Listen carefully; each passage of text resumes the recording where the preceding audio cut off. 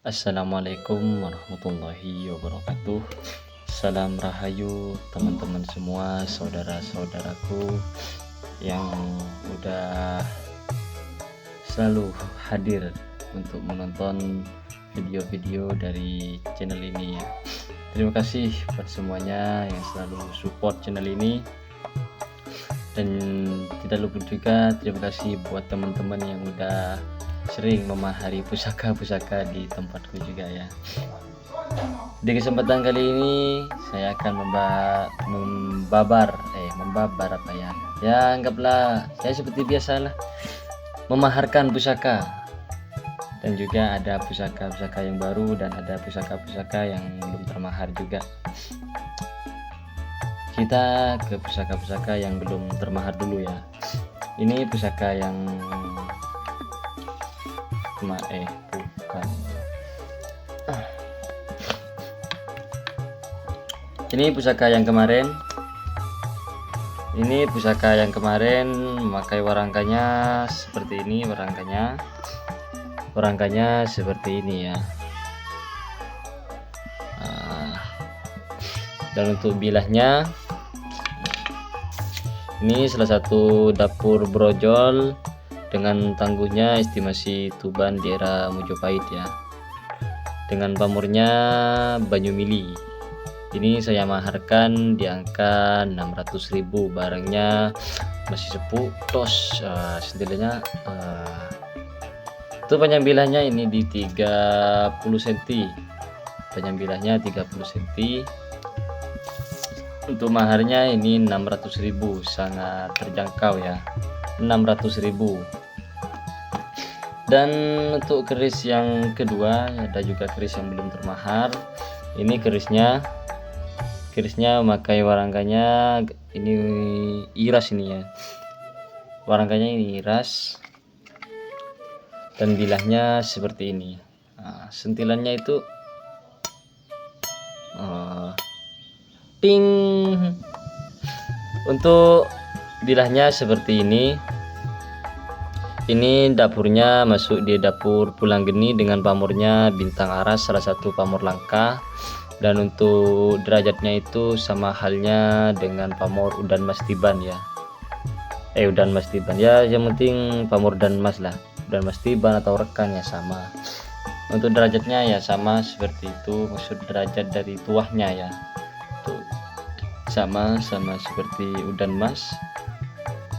Pamor-pamor langka ini ya. Jadi kalian untuk mencari pamor ini kalian harus mencari di Pakem Madura, baru kalian nemuin pamor Bintang Aras. Ini saya maharkan di angka 1 juta rupiah. Dan kita lanjut ke pusaka-pusaka yang baru datang ya. Pusaka-pusaka yang baru datang ini seperti ini. Kita langsung buka di peksinya. Peksinya aman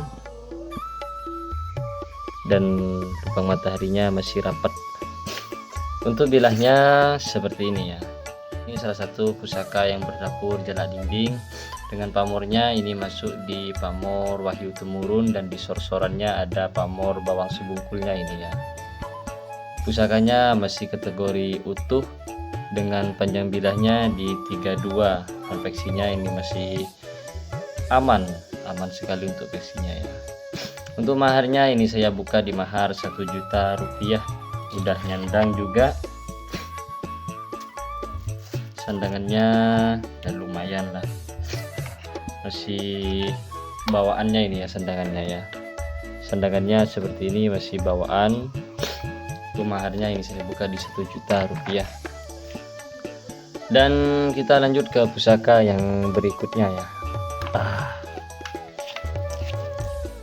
Itu pusaka yang berikutnya seperti ini, memakai warangkanya sandang walikat kayu terembalu iras dan pendoknya pendok belewah. Untuk dedernya ini model deder Madura ini ya, kocuk merenges. Ini lawasan juga. Untuk dedernya biasanya ini kalau di Madura itu antara 300 sampai di 500.000 ya untuk deder yang seperti ini. Dan bilahnya mendaknya ini ya, juga mendaknya ini mendak model apa ini, matahari seperti ini, susun 3. Untuk bilahnya seperti ini. Ini salah satu keris yang berdapur. Ini dapurnya juga pulang geni ini ya. Ini dapurnya pulang geni lurus. Dapurnya pulang geni lurus dengan pamornya ini. Kalau kita ngikut di pakem Jawa ini masuknya Wongkon Isen. Kalau di Madura ya ini masuknya pamor Brahma ini ya. Brahma. Untuk estimasinya ini dibuat di Sumeneb, lebih tepatnya itu di Karangtua ini ya, pusaka Karangtua. Ini salah satu pusaka yang dibuat di era kemakmuran Sumeneb. Jadi era-era Pinter Saud ini ya, dibuat di era-era Pinter Saud. Ini salah satu pusaka, tanda salah satu pusaka yang dibuat di era kemakmuran, jadi ujungnya itu tidak begitu runcing, beda dengan keris-keris yang emang dibuat di era-era perang, jadi ujungnya itu runcing. Ini salah satu pusaka yang dibuat oleh Empu Murkali atau yang biasa disebut dengan Kung Macan ya. Kenapa beliau disebut dengan Empu Murkali? Karena beliau membuat pusaka di timurnya kali, makanya beliau disebut dengan Empu Murkali. Sedangkan julukan Empu Macan, beliau itu mendapat julukan Empu Macan karena beliau mengalahkan macan jadi-jadian yang mengganggu raja-raja di Keraton Sumeneb. Makanya beliau dikasih julukan Empu Macan. Ada juga yang bilang Empu Karangtua ya, karena beliau dikatakan Empu Karangtua karena emang domisilinya itu Karangtua ya. Empu Murkali salah satu empu legendaris yang dari Madura, pusaka Keraton Sumeneb. Dapurnya pulang geni lurus dan pamornya itu timbul ini ya, tuh pamornya timbul, ini kayak pamor 3 dimensi itu, 3 dimensi.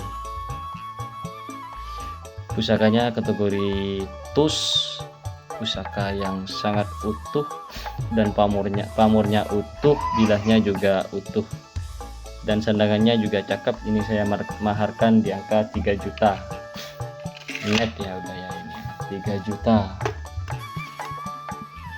Dan juga ada pusaka yang sandangannya memakai sandangan deng-odengan, dan untuk dedernya ini model kocuk merenges juga ya, tapi ini warangkanya warangka baru ya. Meskipun baru, kalian kalau menyuruh ke orang-orang buat warangka seperti ini mahal ya.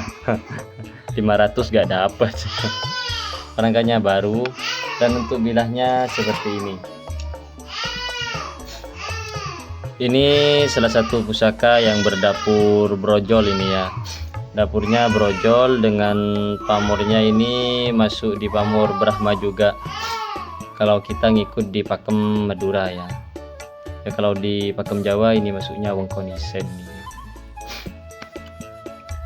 Kalau ini pusakanya lebih sepuh dari yang tadi. Ini estimasinya itu dibuat oleh Empuh Bromo, atau yang emang dikenal di Brahmawatu itu ya, empu-empu Brahmawatu, Brahma Resi, Brahma Tamah itu. Ini estimasinya emang lebih sepuh dari yang tadi. Kita bisa ngelihat dari material besi dan juga gandiknya ini ya. Ini salah satu pusaka yang saya sebutkan tadi, salah satu pusaka yang emang dibuat di era-era perang, jadi ujungnya itu dibuat lancip, pentasnya itu emang dibuat lancip ya. Ini pusaka yang juga masih kategori tus, dan ini kayak lafat itu ya, yang pamor sini ya, kayak ada pamor lafatnya. Untuk maharnya ini sama, saya maharkan di angka 3 juta juga, dengan pusaka yang seperti ini dan udah nyandang top, nyandang top udah ya. Jadi pusakanya seperti itu. Ya mungkin cukup sekian dari video kali ini. Kalian bisa, kalau udah cocok, kalian bisa langsung japri admin. Assalamualaikum warahmatullahi wabarakatuh.